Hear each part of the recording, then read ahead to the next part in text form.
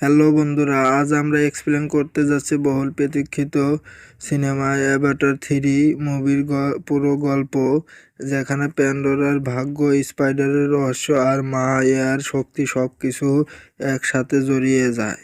যদি আমার চ্যানেলে নতুন হয়ে থাকেন তাহলে প্লিজ সাবস্ক্রাইব করে পাশে থাকুন। ধন্যবাদ।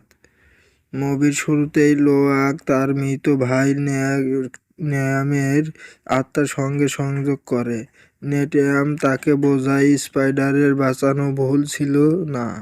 লোয়াক এখনও নিজেকে দোষী মনে করে। কিরি আত্মার গাছের সঙ্গে যুক্ত হতে ভয় পায়, কারণ আগের বার সে অজ্ঞান হয়ে পড়েছিল। নেটিরি ছেলেকে হারিয়ে ভেঙে পড়ে। জেক ভবিষ্যৎ আক্রমণের আশঙ্কায় মানুষের ডুবে যাওয়া জাহাজ থেকে অস্ত্র সংরক্ষণ শুরু করে। তনোয়ারি অস্ত্র ব্যবহারের বিরোধিতা করে, কিন্তু জেক জানে এবার শুধু তীর ধনুক যথেষ্ট নয়। এক হাত হারিয়েও মাইলস জ্যাকের পরিবারকে খুঁজছে। স্পাইডারকে ফিরে পেতে সে মরিয়া হয়ে উঠেছে। স্পাইডারের মাস্ক বারবার শেষ হয়ে যায়। নেটিরি তাকে একদমই পছন্দ করে না, কিন্তু বাচ্চারা তাকে পরিবারের মনে করে। ভাসমান আকাশগোত্র বাণিজ্যের জন্য আসে জেক স্পাইডারকে জঙ্গল গোত্রে পাঠানোর সিদ্ধান্ত নেয়। হঠাৎ আগুন গোত্রের লিডার ভারাং আকাশ গোত্রের উপর হামলা চালায়। জেক ও নেটিরি মারাত্মকভাবে আহত হয়। কিরি মা ইয়ার শক্তিতে স্পাইডারকে বাঁচায়। স্পাইডার প্রথমবার প্যান্ডোরার বাতাসে নিঃশ্বাস নিতে পারে। সে আরও পুরো মানুষ নেই।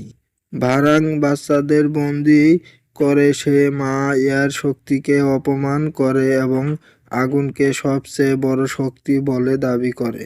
মাইলস ভারাংকে আধুনিক অস্ত্র চালানো শেখায়। আগুন গোত্র ও মানুষের মধ্যে ভয়ঙ্কর জোট তৈরি হয়।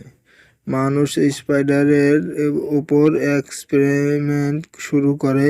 নেটিরি চায় তাকে মেরে ফেলতে, কিন্তু জেক তা পারে না।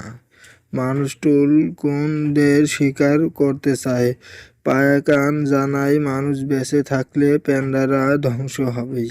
নাভি গোত্র, টুলকুন আর মা এয়ার প্রাণীরা একসাথে মানুষের বিরুদ্ধে যুদ্ধে নামে। প্যান্ডোরা কেঁপে ওঠে। শেষে স্পাইডার ও আত্মার গাছের সঙ্গে যুক্ত হয়। মৃত সব আত্মার তাকে স্বাগতম জানায়। প্যান্ডোরা সবকিছু যে একে অপরের সঙ্গে যুক্ত, এটাই মুভির মূল্য বার্তা। তো বন্ধুরা, আপনাদের অ্যাভাটার 3 কেমন লাগলো কমেন্টে জানাতে ভুলবেন না, এবং আরও মুভি এক্সপ্লেনের জন্য চ্যানেলটি সাবস্ক্রাইব করুন, লাইক এবং শেয়ার দিয়ে পাশে থাকুন নতুন নতুন মুভি এক্সপ্লেন পেতে। ধন্যবাদ সবাইকে।